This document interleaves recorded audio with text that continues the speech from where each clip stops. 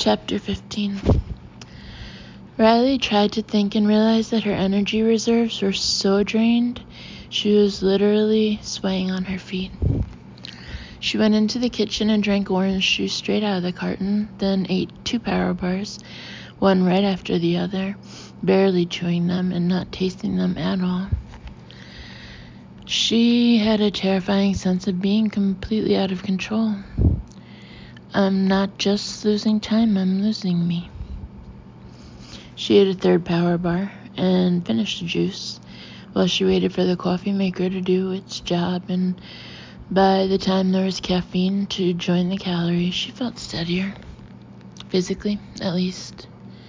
What's happening to me? The last thing she remembered was the experience in the clearing and talking to Ash briefly afterward. She thought he had said something to her, asked her something, and then here, now. There was no trigger she could recall, no definitive word or action she could point to as the cause of these blackouts. One moment she had been having a perfectly ordinary conversation with someone, at least as ordinary as conversations could be in her line of work, and the next moment hours had passed. Too many hours. Riley carried her coffee to the table where her laptop was set up. Once again, it was obvious that she had been here, working, during at least some of the most recent missing time. But there was one difference from the previous day. She had to enter a password to access her report. She didn't remember setting that up, but had no difficulty in deciding what the password had to be, because it was always the same. A nonsense word from her childhood, the secret name of a mythical kingdom she had created as a little girl's escape from the rough and tumble world of older brothers and military bases and living all over the globe. She typed in the word, unsurprised when it proved to be the correct one.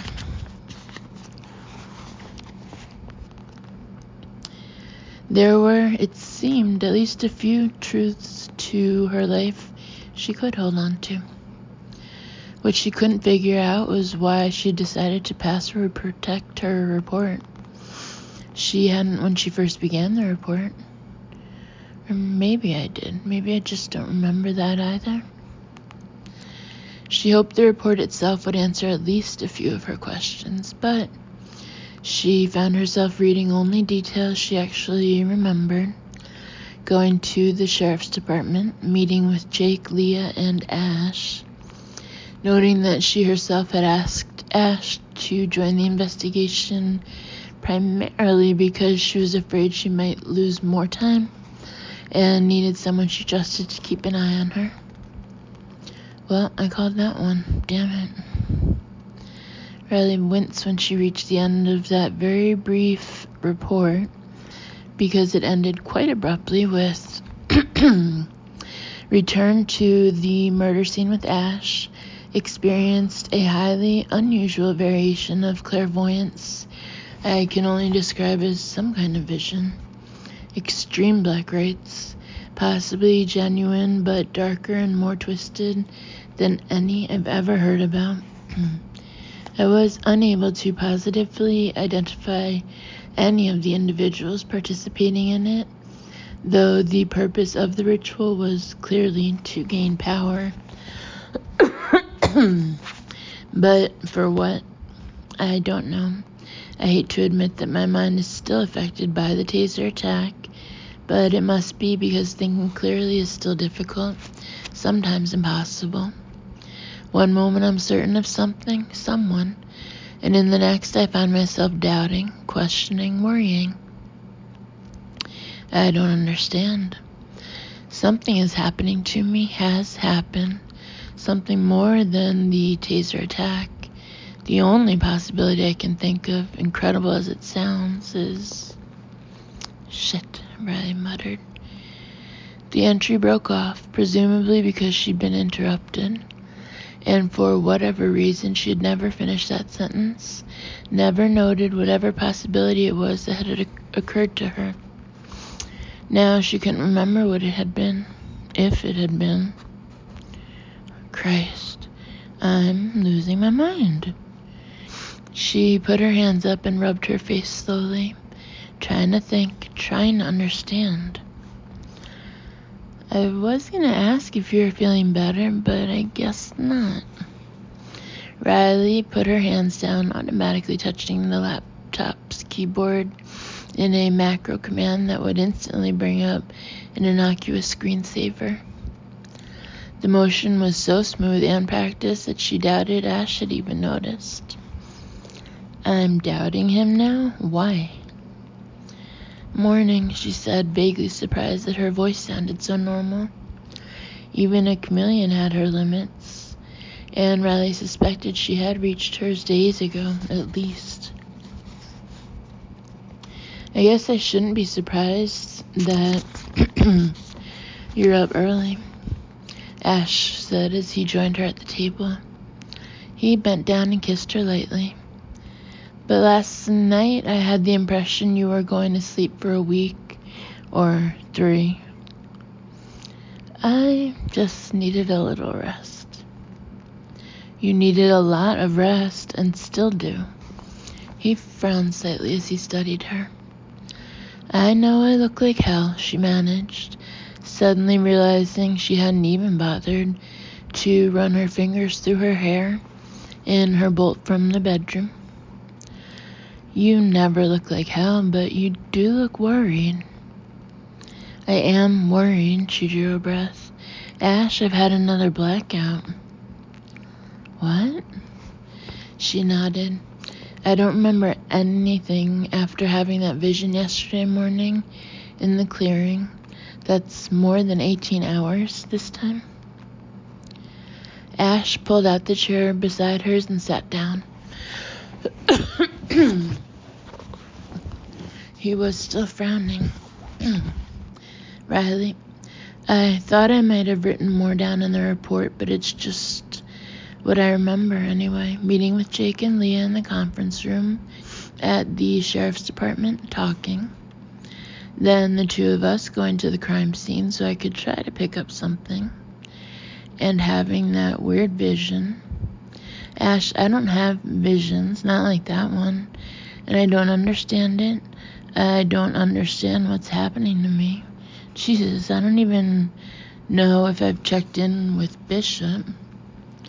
Riley! He reached over and covered one of her restless hands with his. What are you talking about? I'm trying to tell you.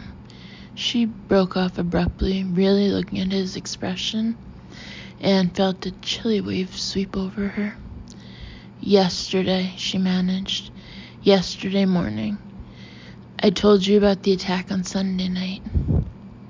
He nodded. Yeah, you told me about that. And the blackouts, the missing time? Ash's fingers tightened around hers. Honey, you never said anything about blackouts or missing time. This is the first I've heard of any of that. It was still early, just before 8, and Riley sat curled in one of the comfortable big wicker chairs on the deck of her rental, hoping the bright sunshine of the warming day would do something about the coldness inside her. A hot shower hadn't helped, nor had one of Ash's excellent breakfasts. Not that she'd noticed what she was eating. It was merely fuel to provide the energy she so desperately needed. And she wasn't even sure that was still working. She stared at the ocean, her gaze occasionally roaming as she absently watched more than a dozen of the island's dog owners taking their pets for a last run before the dog curfew that kept them off the beach during most of the day. Such a nice, pleasant summer morning filled with nice, pleasant activities. normal activities, normal people. She doubted any of them was watching the world as they knew it spinning out of control. Here, Ash sat down in the chair beside hers, handing her a large mug of coffee. Even in the sun, you're still shivering. Thanks. Riley sipped the coffee for a few minutes, aware that he was watching her, waiting. Finally, she sighed and turned a bit in the chair to face him. So, where had we gotten to? We had gone over the meeting at the sheriff's department yesterday morning. You seem to remember all that clearly. She nodded. Okay. And I gather you remember most of the conversation between us afterward about why you'd asked me to get involved officially in the investigation. That was when you finally told me about the attack on Sunday night, that it had affected your memory a little and your senses a lot. You said you wanted someone you could trust to keep an eye on you in case the attack had caused more damage than you already knew about. Riley sorted through what memories she had, wondering again which knowledge or seeming knowledge she could trust. I didn't tell you I'd forgotten most of the last 3 weeks. Ash frowned. No, that's not what you said. You didn't remember the attack or the hours before it happened. You didn't remember why you had gone out or where you had gone that night. That's what you told me. That's all you told me. Oh. Riley, are you saying now that you didn't remember anything about the last few weeks? Bits and pieces, but, she sighed. Damn it, in my head we've had this conversation before. I didn't remember us, but once you touched me, I knew we were lovers. I felt what was between us, and that was the one thing in this whole damn screwy situation I was sure of. So, don't get pissed that I was faking my way through our relationship, because I wasn't. Not in any way that counted. Fumbling a little, I'll grant you, but not faking. You were very convincing, he said finally. Now, see, you're getting pissed again. Please don't make me repeat the speech about how I was affected by what happened to me on Sunday night and how it left me scrambling to catch up on everything, not just us. Dryly, he said, sorry, but I wasn't there the first time. Yes, you were. Riley shook her head. At least that's the way I remember it. Damn, is so real in my mind. I don't understand this, any of it. Ash eyed her thoughtfully. Well, you're still shaking a bit, but you also seem to be taking this very calmly. Shouldn't bother to explain that in the SCU, one learned to handle unexpected things thrown at them without warning, or else one washed out of the SCU rather quickly.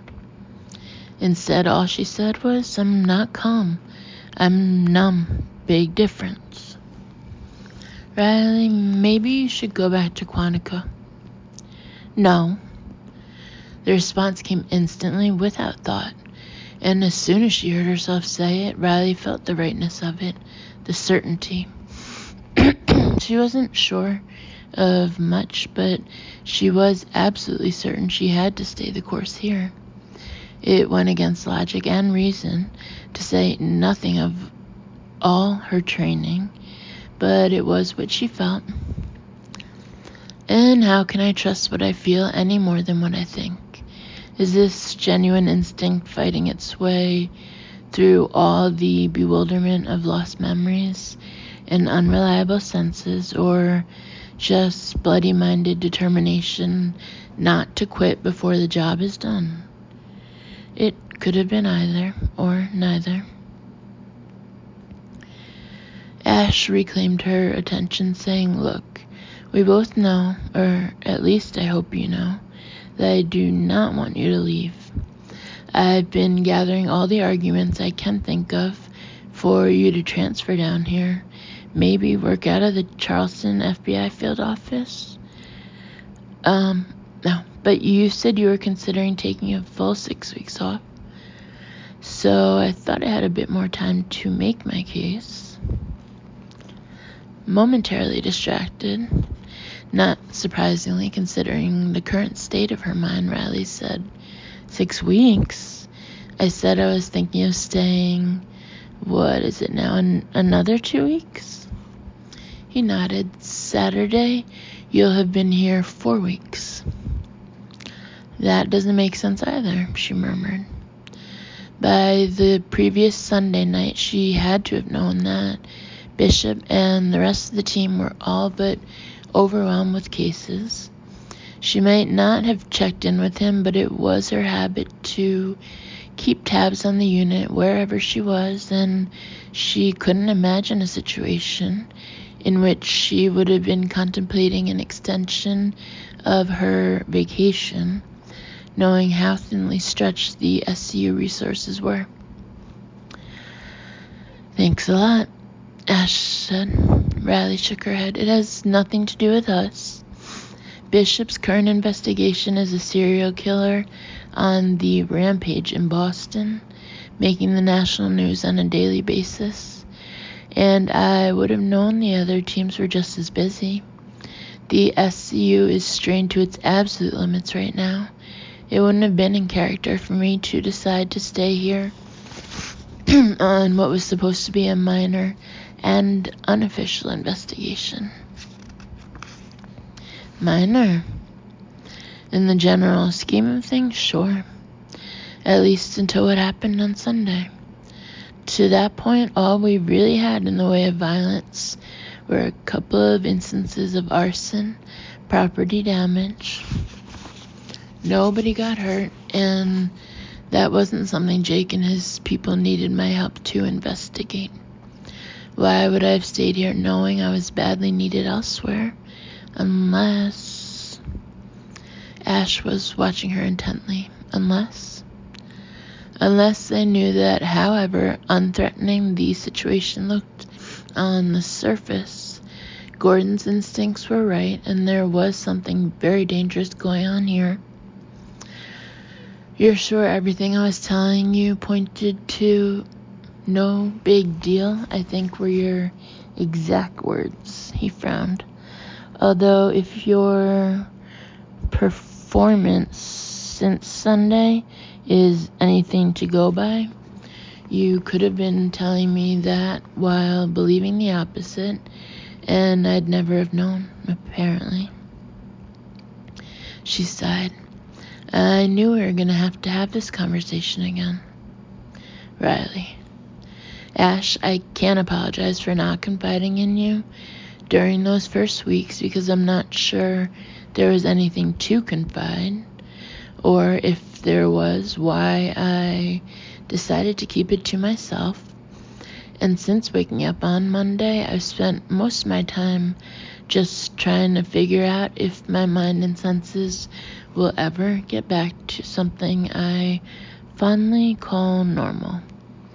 I'm sorry if you're pissed, I'm sorry if you're hurt, but put yourself in my place for just a minute and think about it.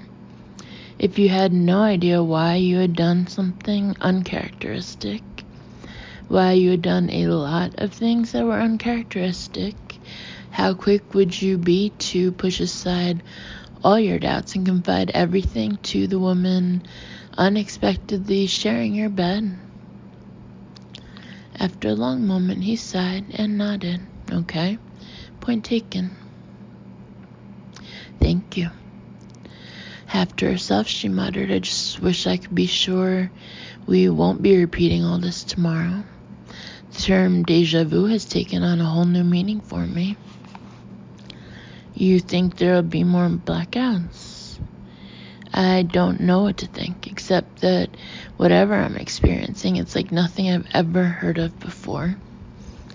Blackouts and lost time aren't unknown among psychics.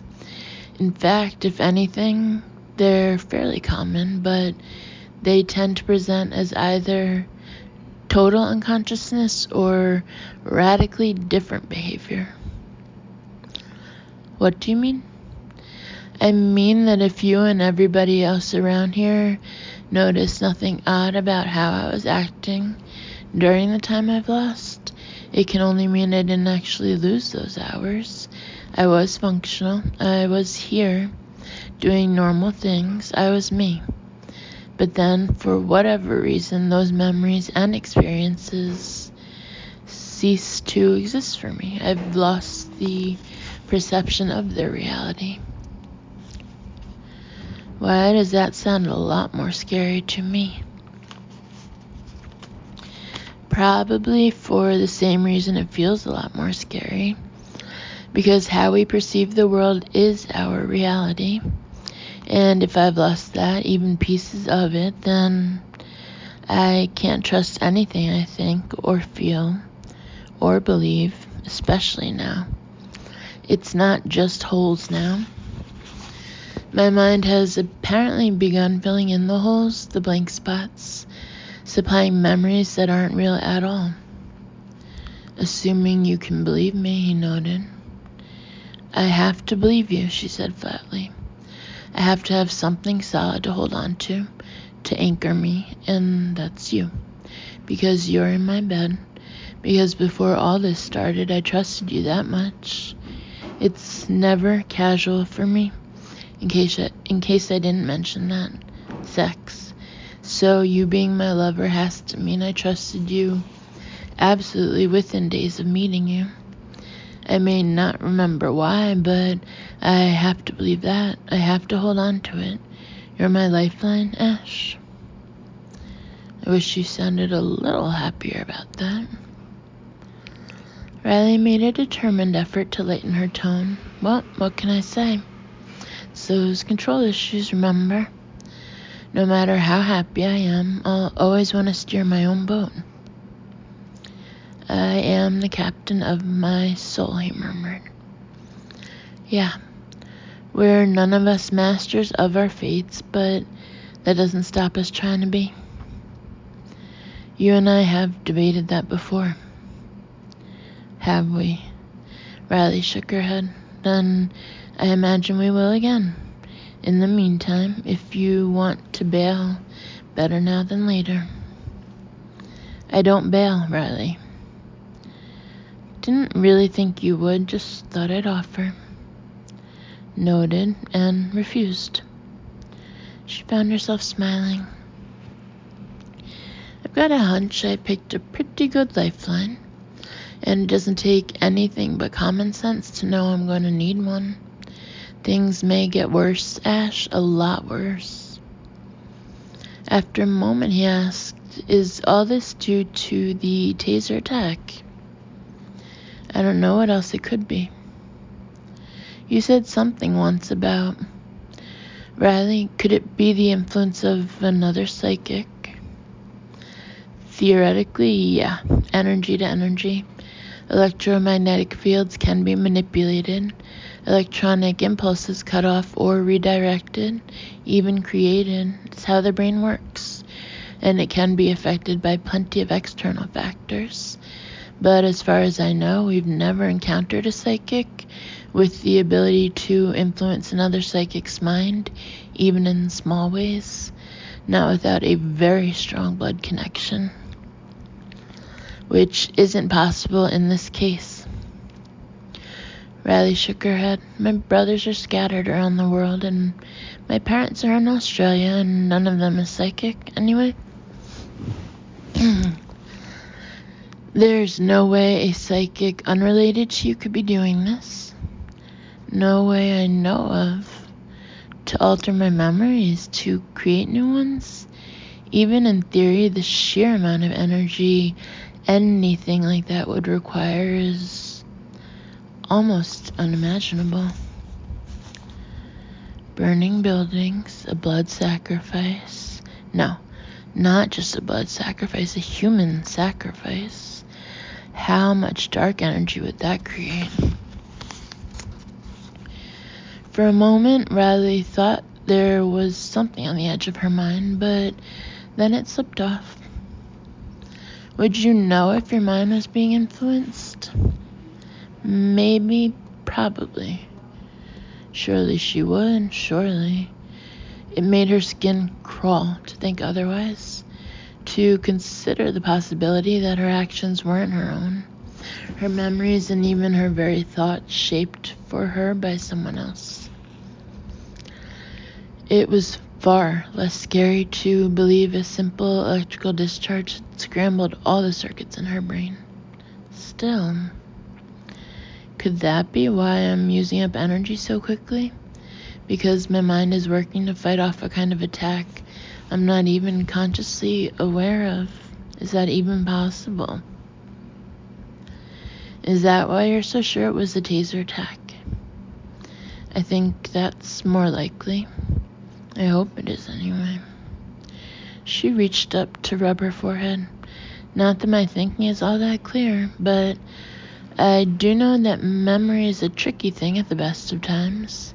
Add in an electrical blast of unknown strength and duration, and the brain is very likely to go haywire. Especially a psychic's brain, which tends to have a higher than normal amount of electrical activity going on at any given time anyway. Ash shook his head. This is beyond me. It's beyond me too, Riley admitted. She hesitated, then added, I have to report in, because it's the right thing to do, and because if there's anyone who might understand what's going on in my head, it'll be Bishop. You sound doubtful. Not of that. I'm just wondering how much even he can juggle before one of the plates crashes to the floor. Chapter 16. And you have absolutely no memory of anything you said or did during the 2 blackouts? From Bishop's calm tone, no one would have guessed either that he found anything unusual in the situation, or that he was in the middle of an incredibly intense investigation of his own. For the moment, at least, he appeared to be perfectly capable of juggling multiple tasks. No, Riley answered. It's like I passed out and then woke up hours later.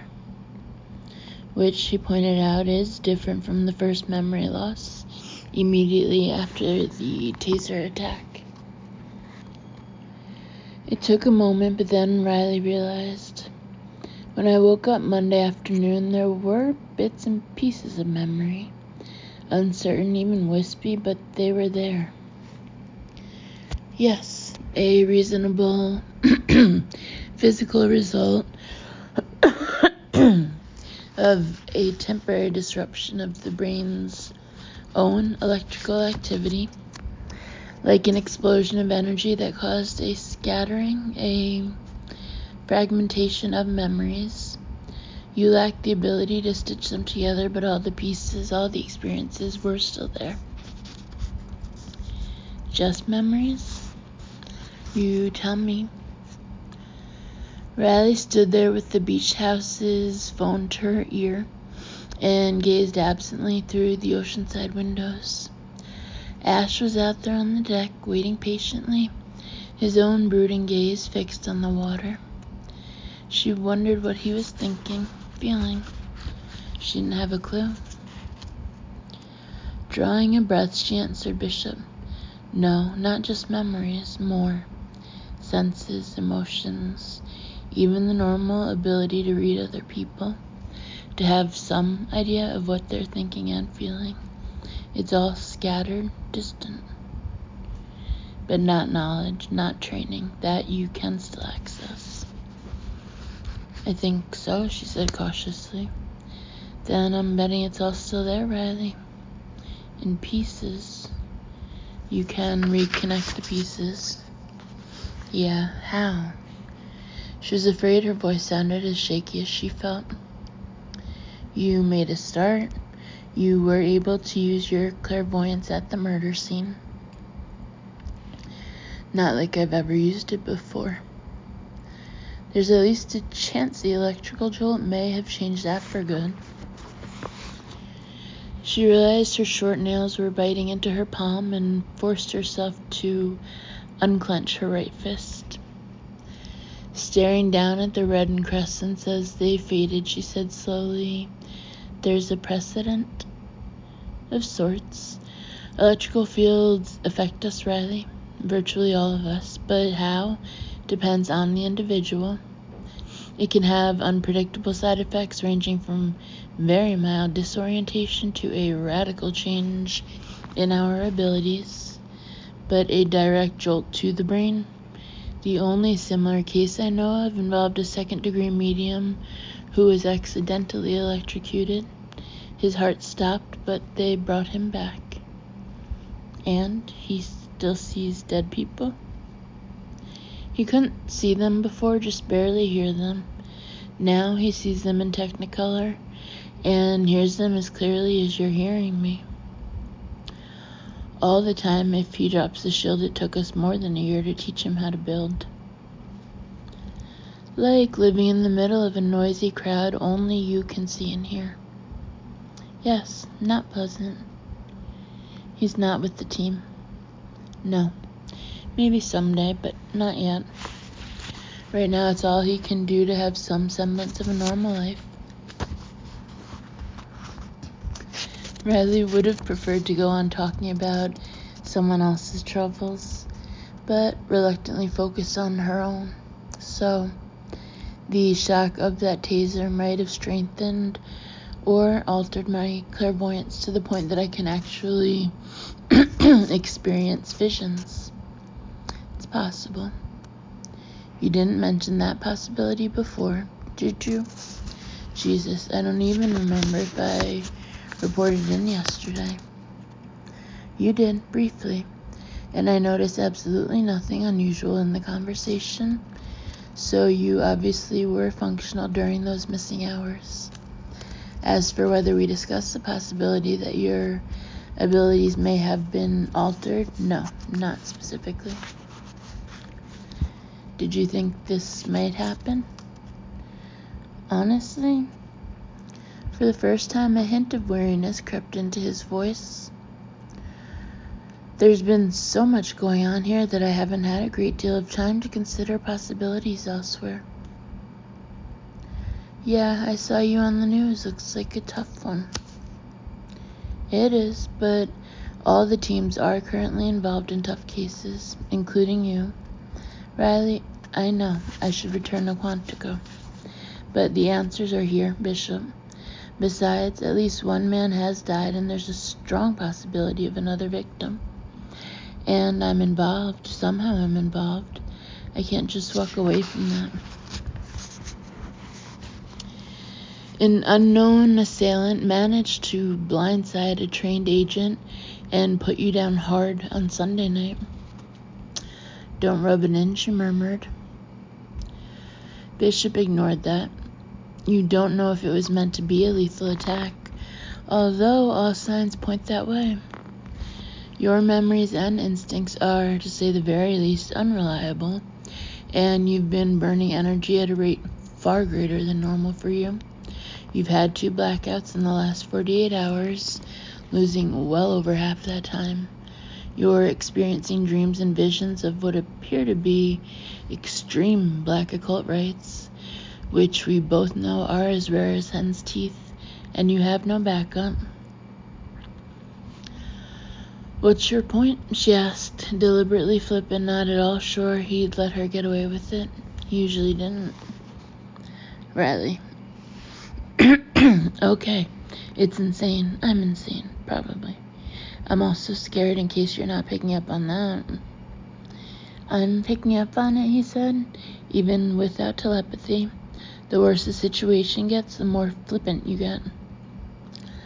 Riley frowned. I'm that predictable? It's a defense mechanism, in your case a survival tool. As in, don't bother to kill the poor little lunatic blonde.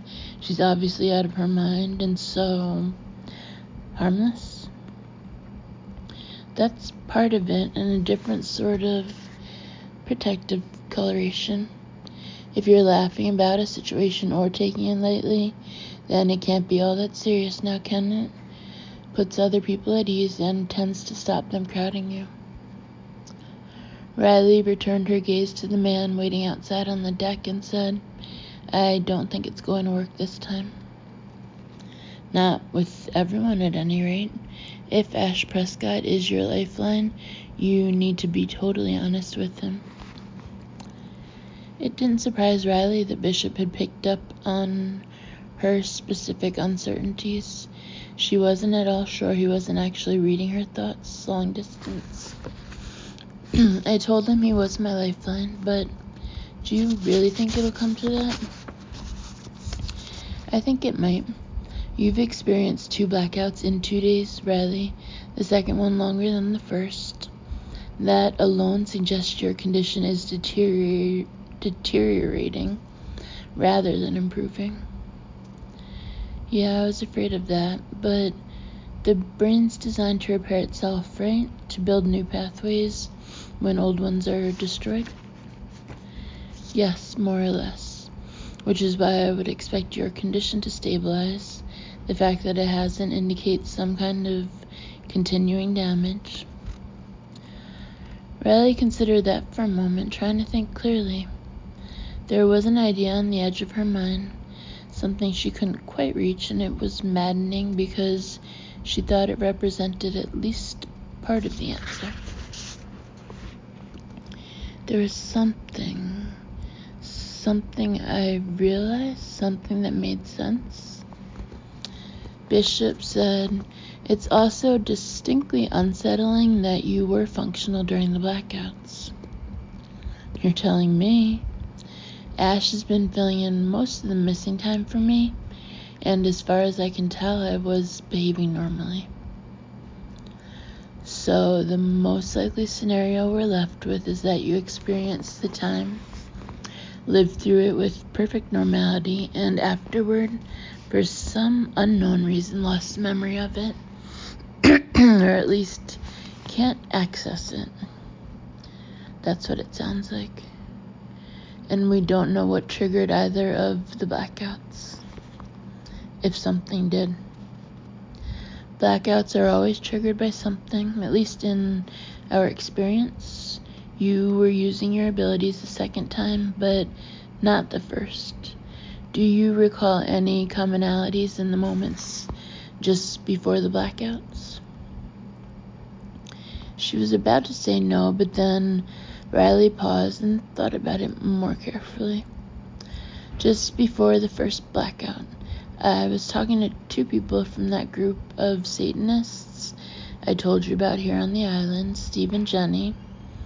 When I woke up after that blackout, it was from a dream in which I was watching the celebration of some version of a black mass, with Jenny serving as the altar. And the second blackout happened just minutes after I experienced that vision at the crime scene. In the vision, the celebrants were masked, but the woman could have been Jenny again.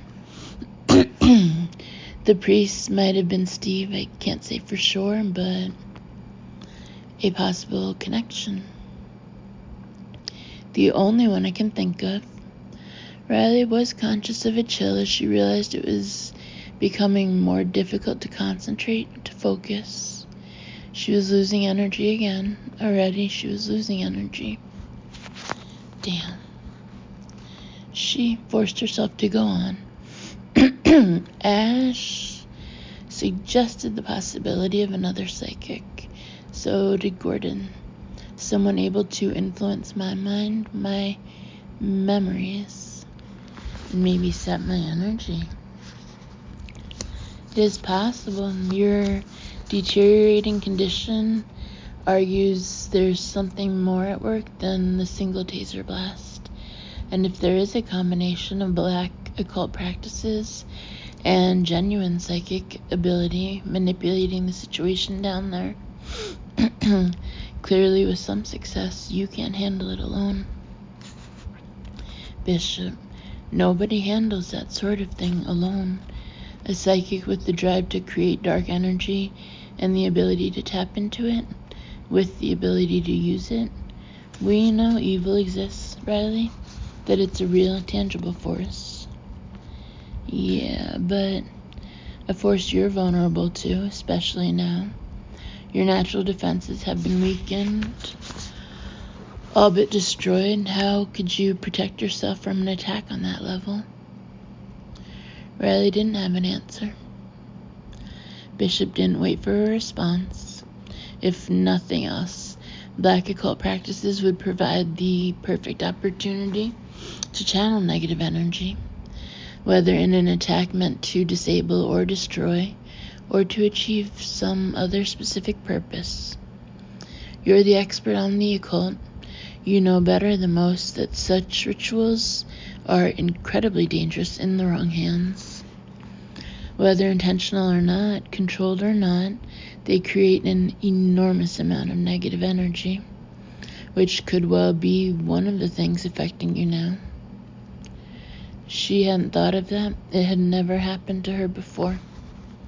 Then again, she could count the genuine black occult rituals she'd been witness to on the fingers of one hand, with fingers left over. Damn. Assume the worst, Riley.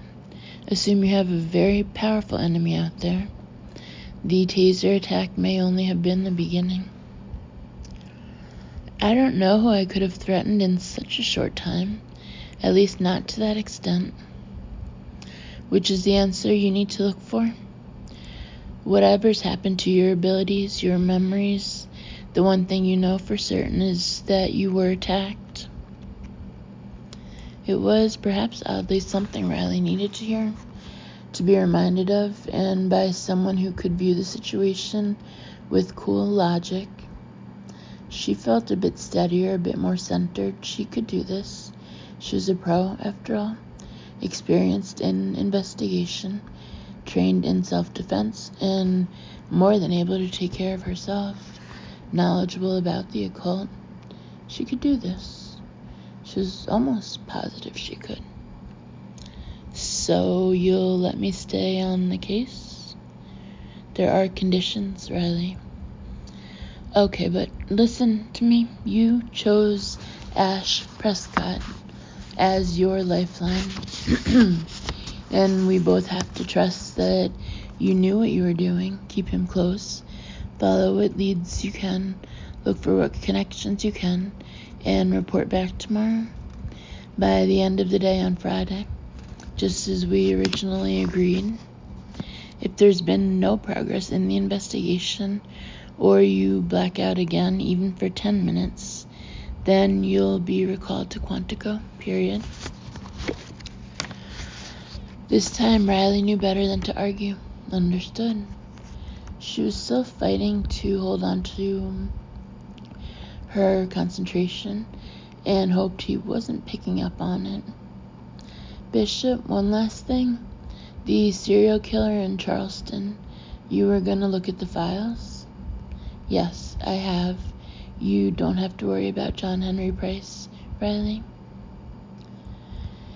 She leaned against the counter, too relieved to even attempt to hide it. You're sure?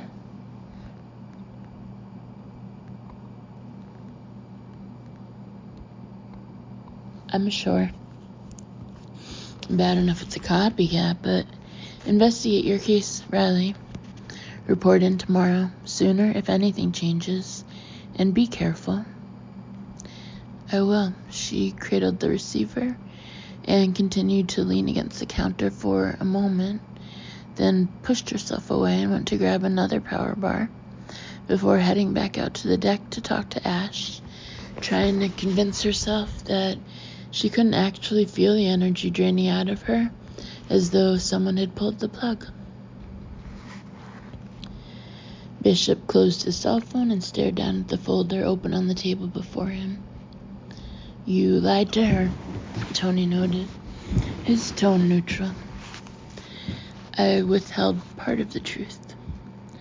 A lie by omission is still a lie, boss. That, Bishop said, depends on whether the end justifies the means. In this case, it does. And is the end going to be a happy one? Without directly replying to that, Bishop said, Riley needs to feel certain of her trust in her lifeline. And one truth too many cuts that line. In this situation, probably.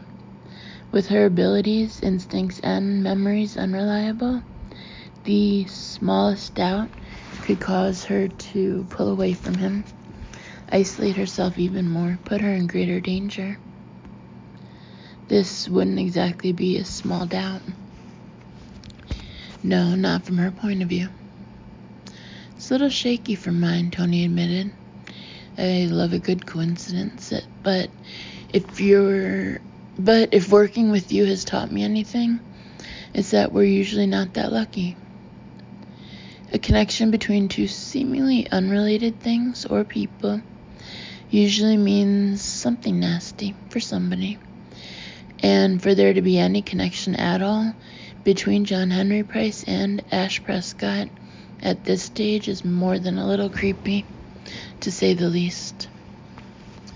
Price is dead, Bishop said, and reached out to close the file in front of him. Except that in our business, dead doesn't necessarily mean gone. And it sure as hell doesn't mean harmless. Somebody is, after all, killing those people in Charleston. Bishop got to his feet. We aren't in Charleston, we are in Boston, where people are also being killed. You'd think there was something in the water, Tony offered. You'd think. I'll be in the interview room going another round with that so-called witness. Pity you haven't been able to read him.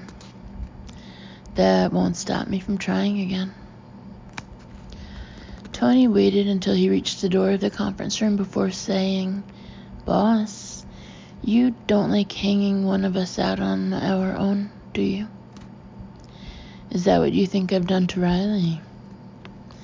It's what you think you've done, what you feel you've done. Tony, Bishop said, sometimes working with an empath is a real pain in the ass. Yeah, I know. But I'm not really an empath. The emotions have to be pretty strong for me to pick up on them. You're not helping. Tony grinned faintly. Sure I am. It's my job to point out that Riley's a big girl, so to speak. She can take care of herself. I was there that day in the gym, remember? She took on you and Miranda at the same time, and damn near beat you both. I'd call that tough enough. Physically, no argument. But this isn't about physical toughness, is it? It's about knowledge. Whoever put her down with that taser knew they couldn't do it any other way. It's the dangerous enemy who knows you that well. An enemy you should keep close? Bishop didn't answer. You didn't warn her. I warned her. Not specifically. She knows she has an enemy there. Nothing I could say would make her more guarded or wary, just paranoid. No. Dangerously uncertain of the one person who can help her survive the next few days. Let's hope she figures out who that is, Tony said, because he looks suspicious as hell. Even from where I'm standing, boss, all of them do. Who does she really trust when the crucial moment arrives? A new lover with a bloody connection to the serial killer who almost killed her? An old army buddy who's been less than honest with her? Or the small-town sheriff with his own agenda? Who does she pick to hang her survival on? How does she make that choice? She listens to her instincts and pays attention to what they've been telling her all along. Riley had finished one power bar and was eating another when she rejoined Ash on the deck and reclaimed her sun-warmed chair. What'd Bishop say? He asked. Condensing the conversation, Riley replied, he thinks it's unlikely but possible that another psychic is having an effect on me. Far more likely it's a taser attack. He mentioned a case where a jolt of electricity changed a psychic's abilities. If that is what's happening to me, there's no way to really know what was damaged or changed in my brain until we see the effects of it. She decided not to go into the possibility that negative energy created by black satanic rites could also be having an effect on her, though she wasn't quite sure why. Who am I doubting, myself or Ash? It's a miracle it didn't kill you, he said. Riley began tying the empty power bar wrapper into knots. I'm still trying to figure out how somebody could sneak up and blindside me. It's not supposed to happen, not to us ex-army types with FBI training to boot. Slowly, Ash said maybe they didn't have to sneak. Maybe whoever it was already with me.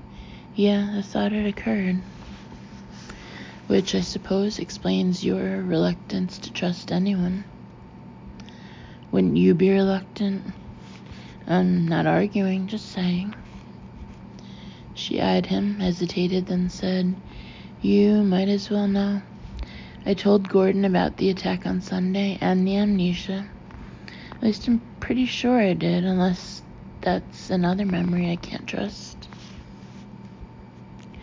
Ash didn't appear to be upset by that. You two served together and have known each other for years. It makes sense that you trust him before anyone else. Does he know about the blackouts? No, I haven't talked to him since those started. At least, she frowned. I don't remember talking to him, unless I did on Tuesday afternoon during that missing time. After we had lunch, I walked along the beach to the Pearson house and talked to Steve and Jenny, and the next thing I remember, it was yesterday morning. He was also frowning. I picked you up around 6:30 Tuesday. We had drinks and dinner, then came back here. You wanted to do some research online, and I had paperwork to deal with. Is that usual for us both working here? I wouldn't call it usual, but we've done so a few times here at my place.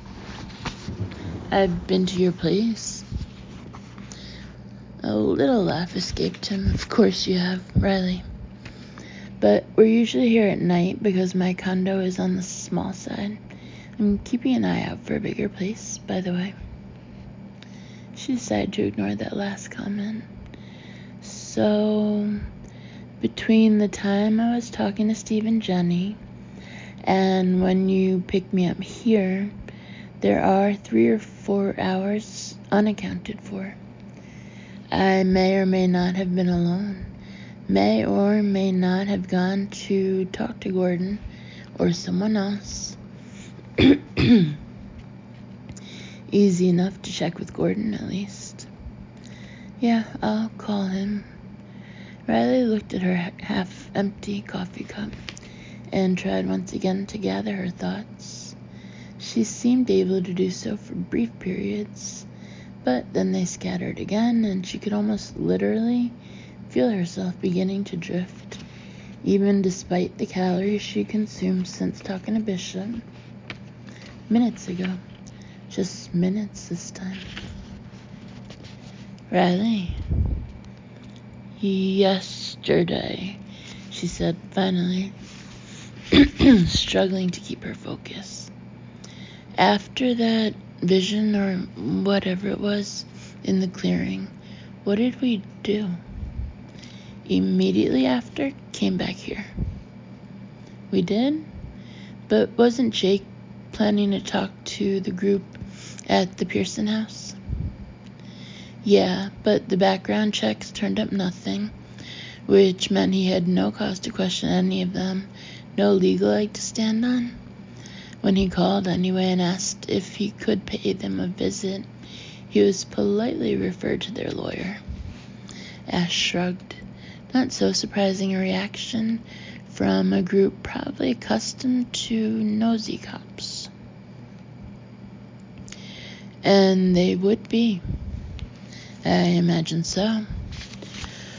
Anyway, Jake was frustrated but hamstrung. There was nothing we could do at the station, and you wanted to do more research in some occult database you knew of, so we spent the afternoon and evening here. We went out for a walk just before sunset, and I tried to teach you the finer points of making spaghetti sauce a bit earlier, but other than those breaks, up until nearly midnight I was channel surfing and you were on the net. You didn't say, but I got the impression you were looking for something specific. I guess you don't know whether I found it?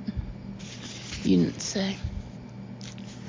Sounds like a boring evening for you, Riley said, bothered by that and not entirely sure why. It had its compensations. Riley was tempted to follow the intriguing tangent, but forced herself to focus. There was nothing new in the investigation in all those hours? Riley, we talked about... Ash shook his head. You're right, this is a very confusing minefield. Our memories don't match. Half to herself, Riley said, there's probably something profound in that, but never mind.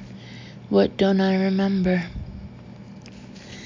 By late afternoon, Jake called with a positive ID on the victim.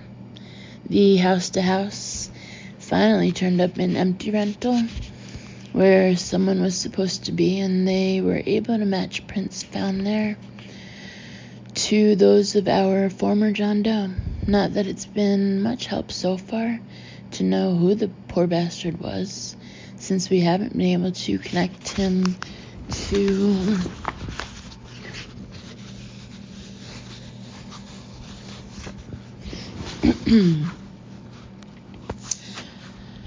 anyone?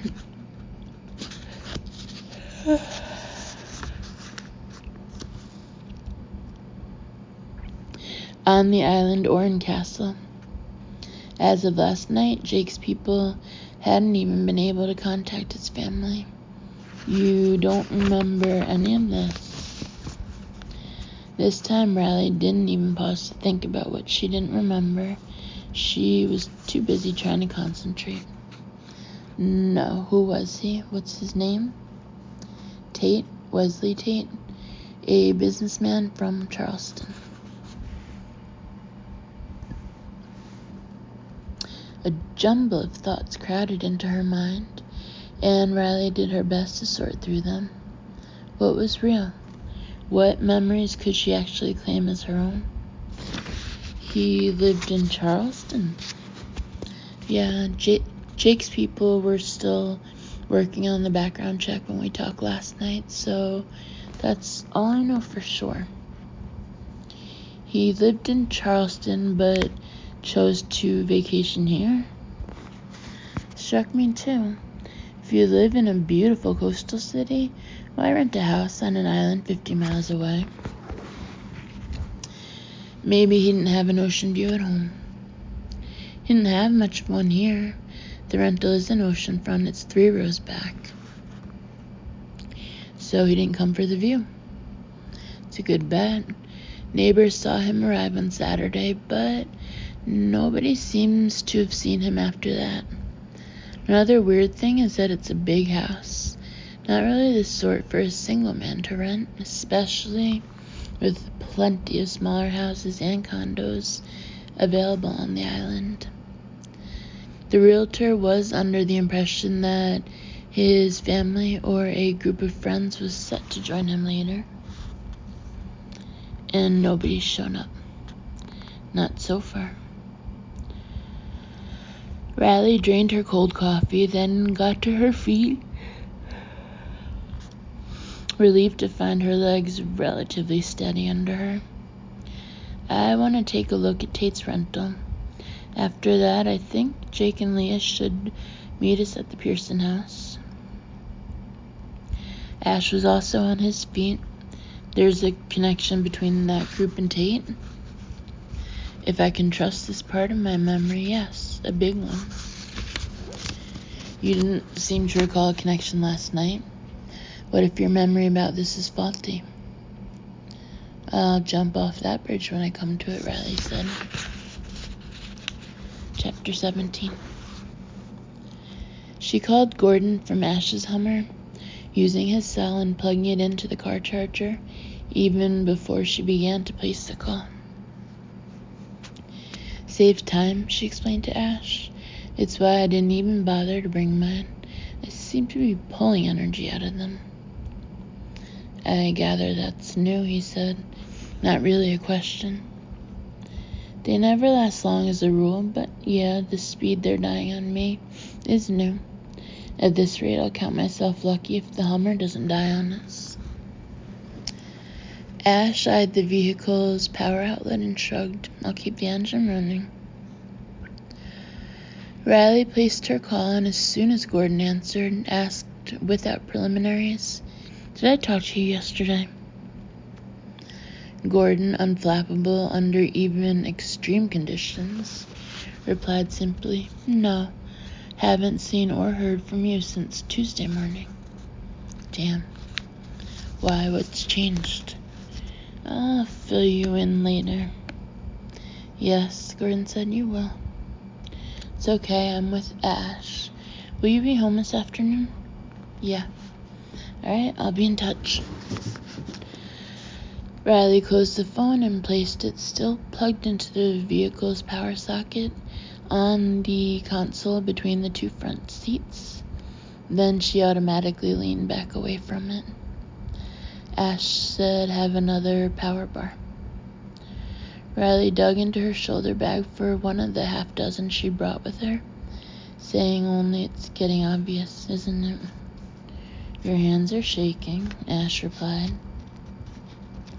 "There are a few bottles of orange juice in the cooler behind your seat. After what happened yesterday at the crime scene, I figured I'd better stock up."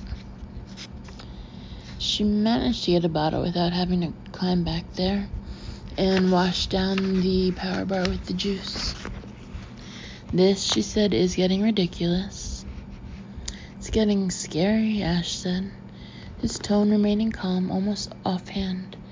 "I know you said things could get worse, but this isn't what you bargained for. Sorry." Ash sent her a glance. "I can handle whatever I have to, Riley. You're the one I'm worried about." She drew a deep breath and released it slowly, trying to focus, to steady herself. "I have to figure out what's going on. If there really are black occult rites being practiced here, and why. Why Wesley Tate died, and whether I was somehow involved in his murder. Why I was attacked, even why I'm getting worse instead of better when the attack against me was days ago. It all fits somehow. It's all part of the puzzle. I just have to find the pieces and then put them together so they make sense." Yeah, Riley reached for another power bar. "And I've got around 30 hours in which to do it. Otherwise, by the end of the day tomorrow, Bishop will recall me, and I'll spend the next month being tested from my DNA outward and looking at ink blots for SCU doctors." "For a number of reasons," Ash said conversationally, "I'd rather that not happen." "Me either. So how can I help?" "Just try to keep me focused." "Do my best." He turned the Hummer into the short driveway of Wesley Tate's rental and parked. It wasn't a crime scene, so the big third-row house hadn't been taped off or left under guard. But Riley had nevertheless called Jake before they left her rental to ask his permission to go through the place, and also requested that he and Leah meet them at the Pearson rental in an hour or so. He had agreed to both requests and cleared their visit to Wesley Tate's rental with the realtor, so someone from that office met them at the house with the key. She was a gorgeous brunette dressed to kill or seduce, and Riley knew the instant she set eyes on Colleen Bradshaw that here was one of those available women in Ash's life. It wasn't just the outfit, far more dressy than was the norm on the island. Realtors showed houses to prospective renters and buyers, and Riley had seen enough of them to know that most dressed well during office hours for just that reason. It wasn't even the warm smile or the way Colleen touched Ash's arm 3 times during the brief introduction to Riley. It was the way that smile never reached her chilly gray eyes. This woman hates me. Riley was mildly surprised but not disturbed. She had too many things on her mind to worry about Ash's former lovers. Much. Jake said I was to give you the key, Colleen said to Ash, handing it over as if it were a precious jewel that needed to be placed reverently into his palm and caressed for a beat or 2. Riley shifted her stance slightly just to make the gun she wore on her hip more obvious. Thanks, Ms. Bradshaw, she said, in the indifferently polite tone reserved for bank tellers and waitresses. We'll see that it gets safely back to your office when we're done here. Of course. It was nice to meet you, Agent Crane. Likewise. Oh, Ms. Bradshaw, did you meet Wesley Tate? Speak to him? Sorry, no. Another agent handles this account. I see. Thank you. My pleasure. Ash, I'm sure we'll be talking. See you later, Colleen. They both watched the tall brunette fold herself, with quite unnecessary ceremony, Riley thought, into her little sports car and drive away. And it wasn't until then that Riley said, "How long did that last, you two?" Ash didn't seem surprised. A few months over last winter. Obviously, she was the one who broke it off. No, Ash held up the key she'd given him. Shall we? You don't kiss and tell. Good to know. There isn't anything to tell. He led the way to the front steps of Wesley Tate's rental. An attraction, but not a lot in common. A spark, but no fire. Exactly. So, how come she hates me? Ash was smiling faintly. Did she hate you? Innocent isn't a good face for you, Ash. There's something completely unnatural about it. Why would you think she hates you? Let's just say I'm glad I was the one with the gun. He paused at the top of the steps to look at her, still smiling. Jealousy. This is a new side of you. I think I like it. I am not a jealous person, and I have nothing to be jealous about, do I? Of course not. Well, then. So what if that Amazon is 6 feet tall and dresses like she should be standing on a street corner somewhere? So what? Why is this bugging me so much? Why am I even thinking about this?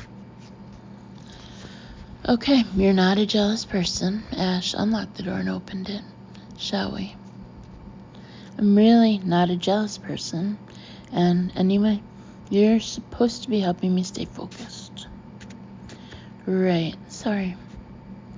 I am a cop, and this is where a murder victim lived the last days of his life. At least. How long was Tate here before he was killed, she asked, putting leggy brunettes out of her mind as they went into the house. Not long. He got here on Saturday. Ash was all business now. Jesus, did he even have time to unpack? According to Jake, there's clothing from an overnight bag in the master bedroom and a shaving kit in the master bath. Either he wasn't planning to stay long or expected to buy whatever else he needed. They walked from the foyer into the great room, a living and dining area that opened up to its name. It was not only a huge open space, but had been decorated with high-end products and furnishings, and the very latest thing in amenities, including a large screen plasma TV and a fireplace. Momentarily distracted yet again, Riley indicated the fireplace. Does anybody around here even use those? We have a few chilly nights in winter. Not many, as a rule, but a few. Rentals with fireplaces do better in winter, obviously. Oh, makes sense, I guess. Focus, damn it, focus. Riley looked around at what was a very large house, clearly designed to hold a dozen or more people. How many bedrooms? 6 and 7 baths. There's a level below this floor and one above. Frowning, Riley went over to one of 2 refrigerators and opened it. Curiouser and curiouser, she said it's stocked. She checked the other one. Both of them are stocked. Bet the pantry is too. Yeah, Jake said the local grocery store made a big delivery on Saturday before Tate arrived. Prearranged. People go online and make out their shopping lists ahead of time. The store delivers as soon as the cleaning crew is out behind the previous tenants. The delivery people put away perishables and leave the rest on the counter for the renter. I had no idea you could do that, Riley said, closing the fridge door. I just stopped on the way in and bought what I needed. Frozen pizza and power bars mostly, yeah, I remember. If you don't cook, that's what you buy. She frowned again. Question is, why did Tate have so much food delivered? What's in there would feed a dozen people or more for a couple of weeks. I would say he was expecting company, and for more than just a meal or two. Ash studied her. Are you getting anything clairvoyantly? I haven't tried yet. As difficult as it was for her to concentrate, Riley was more than a little bit wary of dropping her guard.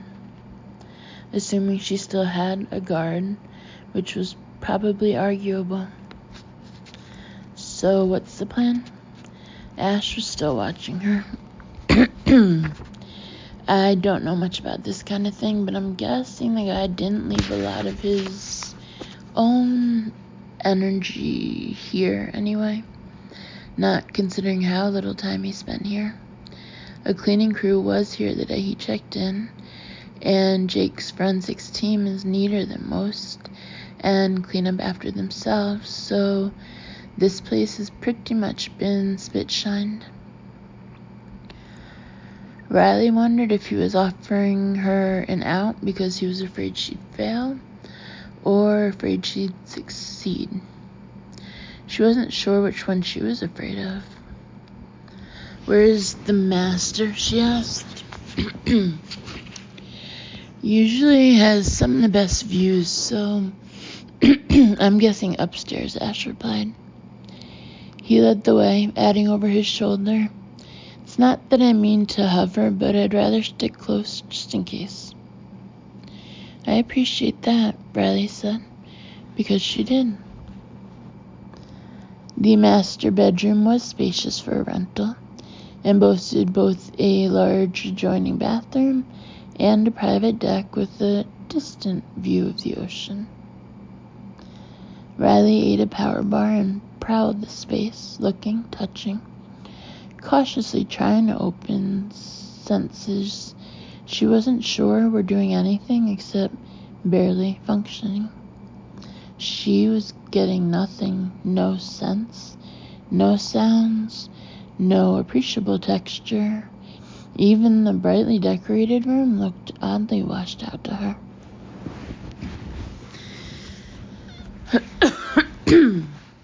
The strange veil was back, a layer of something indefinable separating her from the world, and it was getting thicker.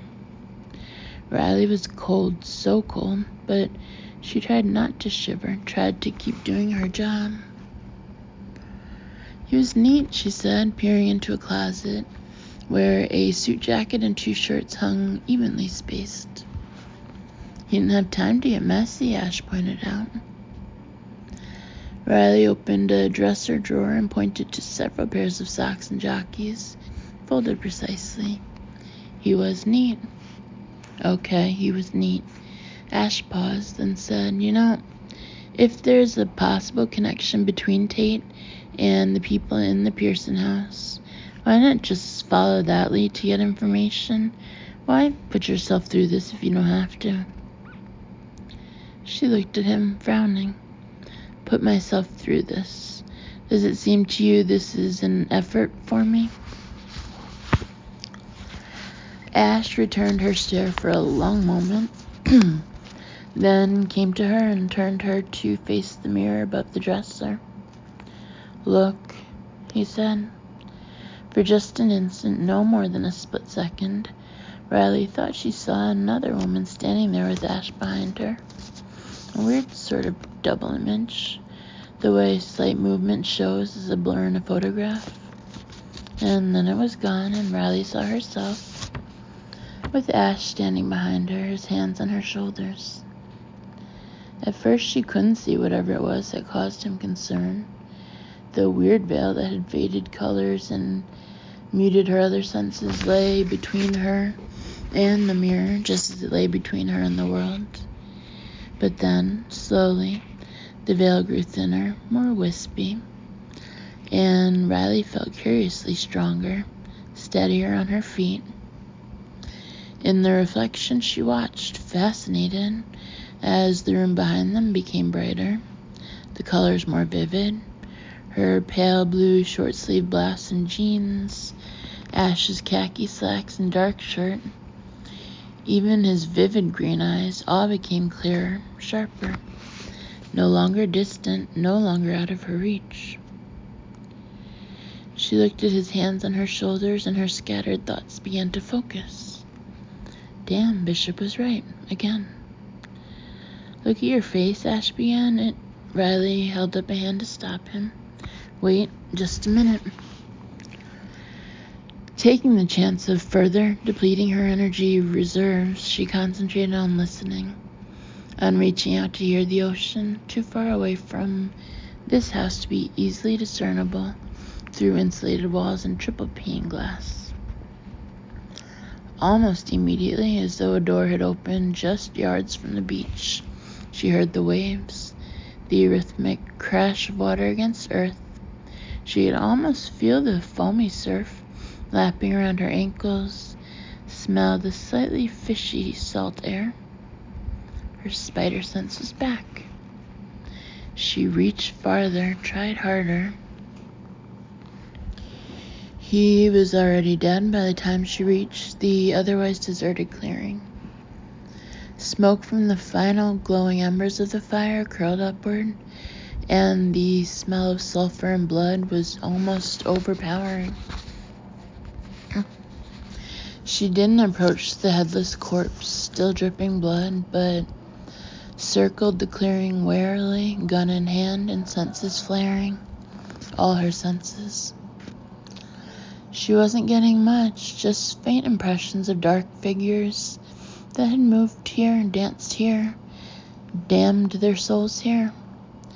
The lingering echoes of chanting and bells and invocations in Latin. but no sense of identity and no real sense of life. It was weird, as though the ghosts in her mind were only that. Unreal figures conjured like a nightmare of images superimposed on this place. Yet the corpse was real. He had been tortured and killed in this place without doubt. She knew that if she touched it, the body would still be warm. The blood-spattered rocks were real. The dying fire, the circle of salt she found on the ground to sanctify the circle or protect whoever had stood within it. She didn't know.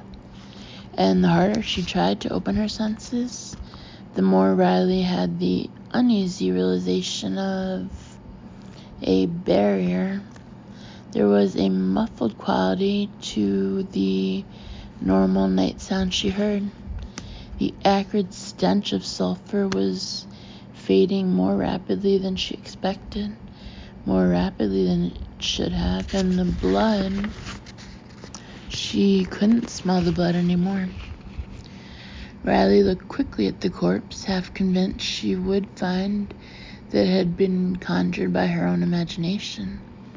But the lifeless body hung there still. She took a step toward it and then froze, abruptly aware that she had stepped inside the circle for the first time. The unbroken circle. Utter silence closed around her, and her vision began to dim.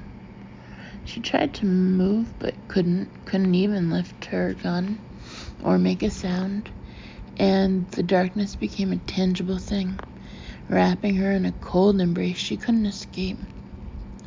There was barely time for the first faint hints of comprehension to fight their way through the dark fog of her mind. Barely time for her to begin to understand what was happening to her. And then the force of a train slammed into her, hot agony blazing along her nerves, bright fire in her mind. For an eternal instant, she felt herself literally connected to the ground beneath her feet, a spear of burning energy impaling the earth, discharging all her strength into it like a lightning rod. Riley! She realized she had closed her eyes only when his voice pulled her back to the room in which they were standing, and she opened them to see the reflection of his worried frown and feel his hands still on her shoulders, but tighter now, almost holding her upright. With an effort, she steadied herself. Sorry, but Ash, look at your face, Riley. She realized she had been looking at his and turned her gaze instead to her own. The earlier chill came back with a vengeance. Her face looked gaunt, not so much as if she had aged, but as though she were starving. Riley lifted probing fingers, shaping the sharp cheekbones and the hollows beneath them, hollows that hadn't been anywhere near this pronounced only hours before. This isn't normal, Ash said, his voice roughening for the first time. No, it isn't natural, she corrected slowly. What's the difference? Christ, Riley, you're burning calories so fast, there's no way you can keep up with the demands of your body. You've got to stop pushing yourself. Stop trying to use abilities that Taser must have destroyed.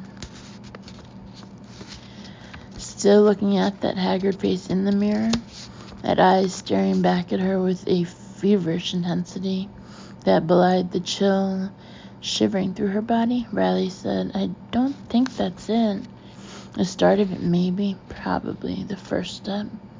Only it wasn't intended to take me out of the game. It wasn't intended to kill me. It was intended to weaken me, to make me vulnerable. What are you talking about? The biggest piece of the puzzle, Ash? It's me. He turned her around to face him, keeping his hands on her shoulders. How could that be? Honey, all this occult shit started weeks before you got here. Weeks before you had any intention of coming here. But it was a deadly lure, wasn't it? She was working it out even as she spoke, slowly putting together what had seemed to be disparate facts and events. Ragged memories and uncertain visions. Possible occult activity in a sleepy little seaside community. Nothing violent or vicious. No need for a whole team to come investigate. Just one. Just me. Just the unit's expert in the occult. His hands tightened on her shoulders. Gordon Skinner is the one who called you down here? Someone you trust, right? Yes, and that had to be part of the plan. Going into a situation knowing a trusted friend had my back, if necessary. I wouldn't have felt any hesitation in coming alone. Are you saying he's involved? No, Riley shook her head, hesitated, then lifted her hands to grasp Ash's wrists. Almost instantly she began to feel a little stronger. Her head was clearer, thoughts and conclusions falling rapidly into place in her mind. She was right about this. It's about connections, and this is a connection. I need to work this case. Hell, maybe I need it just to survive. No, I don't believe Gordon's part of it. Willingly, at least. Knowingly. But he could be a pawn. Maneuvered just like so many other people and events have been maneuvered. Riley. Ash, this isn't natural. What's happening to me? It shouldn't be happening. What damage the taser did in my brain should be repairing even now. Which means there's something else here. Something else affecting me. Something that was here from the beginning, stealing my strength, my abilities, playing with my memories, my sense of time, of what's real and what isn't. What could be doing all that? Negative energy, dark energy, created, controlled, channeled, directed by someone. Another psychic? You said that wasn't likely. I don't think it is another psychic, or at least not like any psychic I've ever heard of. I think this is someone who went looking in very dark places for enough power to achieve whatever it is they're after. Which is... Slowly she said, whatever it is, I think it has everything to do with me. I had a flash of memory just now, at least I'm pretty sure it was memory, of Sunday night. Of reaching the clearing, finding the body hanging there, already dead. I was alone, but I felt uneasy. My senses didn't seem to be working well, and then I stepped inside the circle. This circle made up of salt? Yeah, it had been left unbroken. When I stepped over it, stepped into the circle, I was trapped, caught. I couldn't move, couldn't hear. Everything was going dark. That was when I was tasered.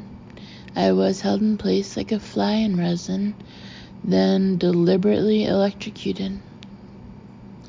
Held? How? Are you talking about elemental forces or something supernatural? Both. I'm talking about someone with the ability to harness negative energy. Torturing and killing a human being, that's about as negative as it gets. Suffering generates power. Dying violently creates an incredible amount of power. Destruction always creates something to replace what's destroyed, even if it's only sheer energy. Couple that with the black occult ceremony intended to generate even more dark energy, and you'd have enough psychic poison to cripple even a strong enemy. You. I'm the one who walked into the trap. I'm the one who woke up crippled. I'd argue with that assessment, but never mind. You're saying it was all designed for that end, to disable and then harm you, using energy? His doubt was clear, and Riley hardly blamed him for it. What she was suggesting was incredible. I bet that's the conclusion I'd come to just before the blackouts. But I began to explain in the report that, incredible as it seemed, someone was manipulating energy deliberately, dark energy, and that it had all been a setup to get me here and then destroy me. But there was something Riley's enemy hadn't counted on. She was almost sure of it. Something she herself was only beginning to understand. The wild card was Ash.